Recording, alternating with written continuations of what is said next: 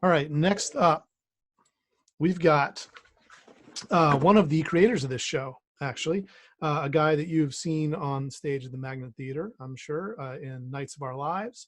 You've seen him perform at the Moth. He also has a solo show called A Public Private Prayer that debuted at SoloCom at the Pit back in the fall. And as soon as we're able to go out and do shows again, he's looking forward to bringing that to you. So please give a digital round of applause to my friend, Grant Bowen. Go. Hey, thank you, Will. Thank you so much. Hey, guys. Uh, when I was in high school, I was in the spring musical every single year. And my sophomore year, just like almost every high school in America, every few years or so, that musical was Grease. And I was lucky enough to get cast in the lead role as Danny Zuko. And that show was a total blast. And don't get me wrong, it was about as low budget as high school musical theater gets. Like all our music was set to karaoke tracks. Our costumes were clothes that were bought from the Goodwill. Our car, Grease Lightning, the main car in the show, was made of plywood. Like it was this plywood box painted like a hot rod that we just rolled out onto the stage when we needed it. But the cast really became this tight-knit group. Like here we were doing this show we all liked, and we were getting to know each other more, and we basically kind of formed our own tribe. And it was in this tribe that I fell into my first showmance, because I developed a crush on the girl playing Sandy. And since we're talking about someone playing Sandy in Grease, for our purposes tonight, let's just call her Olivia Newton-John. So Olivia was very cute. She was a senior. She had this big smile, this blonde hair, just like Sandy in the movie.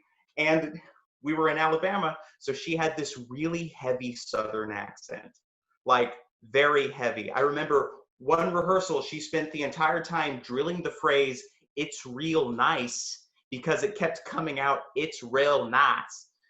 But I was just becoming smitten with her. Like Olivia and I had known each other for about a year now. We had been in the musical the year before and we were friends, but now here we were spending our afternoons rehearsing, pretending to be this couple that's like falling in love with each other, and I was just getting caught up in the fantasy of it all. And I was getting really nervous about this because I hadn't had a girlfriend yet, and I didn't have a lot of experience dating. So I had to kind of hype myself up. I was like, look, if this is how you feel, then maybe you need to take this chance. Maybe you should ask her out. So I eventually work up the courage, and I do. I ask her out, and she's like, sure, why not? And so we go out. I take her on this date where we go to dinner, and then I take her to this show in Birmingham, and we're laughing the whole time, and we just have a great night. And yet by the end of it, I could sense this feeling that maybe it wasn't really there for her the way it was for me. And of course, the conclusion I come to is, oh, she doesn't know how much I like her yet. I've got to try harder. So I do. I try harder, too hard. I go a little overboard. I start calling her more often. I start trying to hang out with her during our breaks in rehearsal, to the point where I'm following this poor girl around. And it was getting to where she was starting to get really uncomfortable around me. And I know this because there was one rehearsal where I walked up behind her. I wasn't even going to talk to her. I was just watching what was happening on stage during the rehearsal. But she didn't hear me walk up behind her. So as soon as she turned around and saw me, she screamed. And I thought, that's not really the reaction you want from someone you're trying to win over.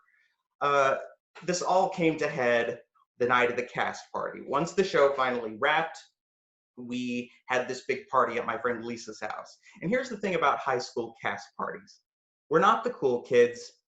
No one's gonna drink. No one's gonna hook up at the party. But one thing there will be plenty of is unrestrained emotion, because we're experts in drama. So I think, maybe if I'm gonna have one more shot at winning over Olivia, maybe it's gonna happen at the cast party. So the party starts, We're getting into it. People are kind of breaking off into groups in different rooms of the house. I'm in the biggest group, which settles in the living room. And at one point, we form this big circle, and we start playing Truth or Dare.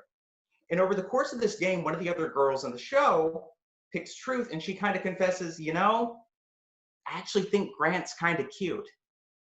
And that leads to this chorus of like, oh yeah, Grant's totally cute. Yeah, I think Grant's cute too. Hey, raise your hand if you think Grant is cute. And most of these girls raise their hand that they think I'm cute. And I do not know how to handle this.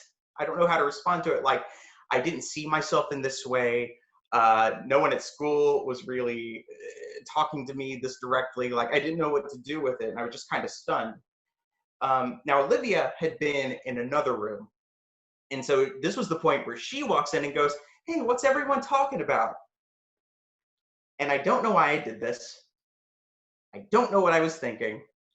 But it was at that, when she said that, I sprang to my feet in a burst of desperate energy and just went, all these girls just said they think I'm cute. And she gives me this really awkward, kind of pitiful look and just goes, well, I'm going to go. And she says goodbye to everybody and leaves the party. And I'm just crushed and embarrassed. And I finally have to accept the fact that I'm not going to end up with Olivia Newton-John. And then the party keeps going. We get into the swing of things. We're chowing down on chips and soda, and we're belting the score to Rent at the top of our lungs as if we know what those songs are actually about. And in the midst of my utter humiliation, I start having more fun. And then eventually it dawns on me. I was like, I was just sitting in this circle where all these girls just said they thought I was cute. And here I am moping. Like, I've been putting all this time and energy trying to prove myself to someone who just didn't like me back.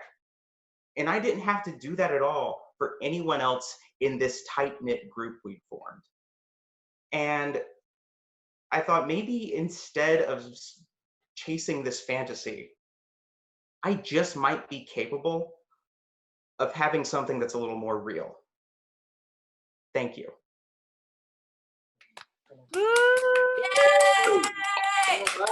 Yeah.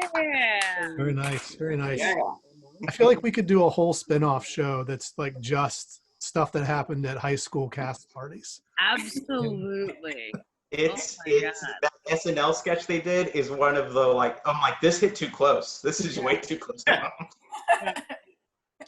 Yeah, I'm in this picture and I don't like it.